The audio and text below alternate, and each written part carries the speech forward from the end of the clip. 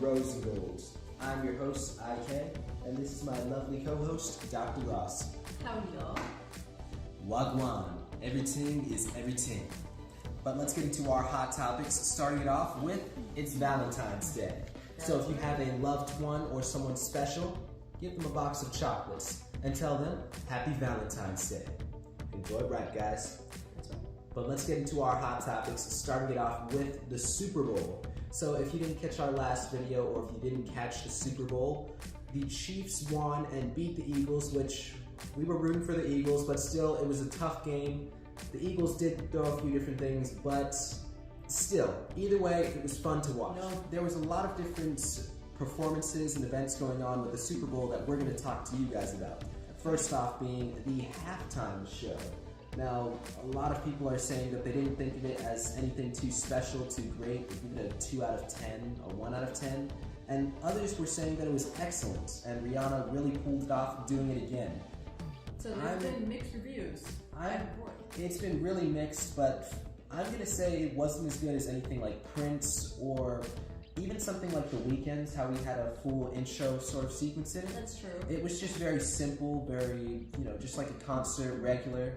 And it was very short as well. They didn't have a lot of artists. And I mean, of course, like you mentioned, those two artists, Prince and The Weeknd, they did solo acts, but it still had more to it that pulled it together. The Weeknd did it where he had thousands and thousands of people marching on the football stadium. It was very grand. And then Prince, he had his high heels while it was raining, dancing on the glass of his cymbal. So each of them did something that was very brought something special to the Super Bowl. Rihanna, they did lift her up and she had a lot of dancers, but that was about it. And she did the lip singing, but we all know all singers lip sing, but I don't know, Rihanna's was not super blow you away from the Super Bowl for me personally. I agree, it was the same here. It could have been better. But regarding the lip syncing part, Milli Vanilli, they're quaking in their boots right now. Which brings us to our next topic on the Super Bowl. We have Cheryl Lee Ralph. So there were things going around. No one's really been talking about it yet, how her voice was kind of lip synced and not really matched by a few seconds. We'll put in the clip right here.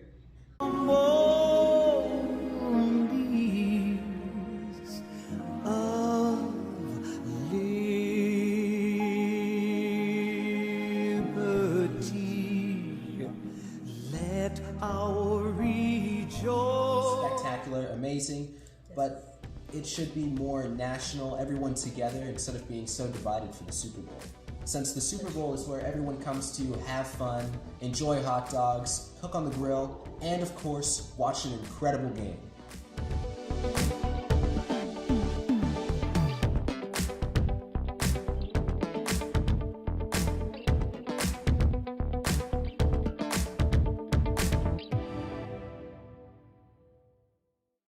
Black History Month you find ridiculous. Why? You're going to relegate my history to a month? Oh, come on. What do you do with yours? Which month is White History Month? No, come on, tell me. Well, I'm Jewish. Okay, which month is Jewish History Month? There isn't one. Oh, why not? Yeah. Do you want one? No. I don't either. I don't want a Black History Month. Black history is American history. How are we going to get rid of racism? Stop talking about it.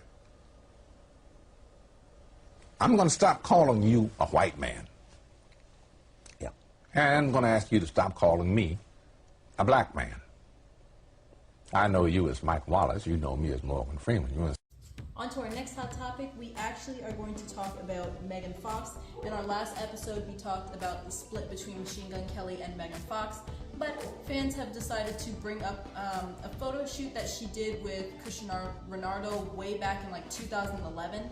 And we're gonna put the photo right here. I actually remember seeing this photo on a lot of different, it's for the Armani briefs, and it was on a couple different magazines, but apparently she spoke out about this photo shoot saying, this photo of me is definitely real. I remember taking it, but I don't remember being spooned or smothered by a smothering Cristiano Ronaldo in nothing but his Armani briefs. Feels like something that you would not forget. So I don't know if she's trying to flirt with him or what's happening, but I think that they would be a pretty good-looking couple. That is finally, if she got with him, that would finally be a guy that's like on her level of looks instead of going for the guys that are a little bit, you know, no offense, but That's true. That's true. looks.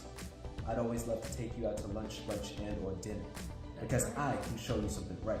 Unlike PC Pete, because we know he's walking around right now. Lurking around. We know he's lurking in the DMs. Every single time there's a hot girl that gets broken up with or newly single, Pete Davidson is always around. I don't know how he does it, but he's always there. And since he was just with Kim Kardashian and they broke up, and Megan Fox has been really close friends with the Kardashian family recently, he might be lurking around now. So I wouldn't be surprised if he was there, right, just like that. that's right. But let's get into our final hot topic for today with DC's Batgirl. So Yes. that was a movie that actually got canceled. It was going to be on HBO Max at one point. And Leslie Grace, she is breaking the news saying that the axing of the Batgirl movie, there was definitely potential for a good film, which I agree with her on this one. I mean, there was going to be big star-studded names in there like Brendan Fraser. This was going to be his first movie coming back, but now his new movie is The Whale. But what are your thoughts on this, Dr. Rose? I personally agree with her. What we see here, IK, is like you said, she is probably trying to defend the film because they were saying that they were not able to release it because it was just not a good film, and that they were saying that the studio just cut it because they didn't want it. And she said that there was potential for a really good film.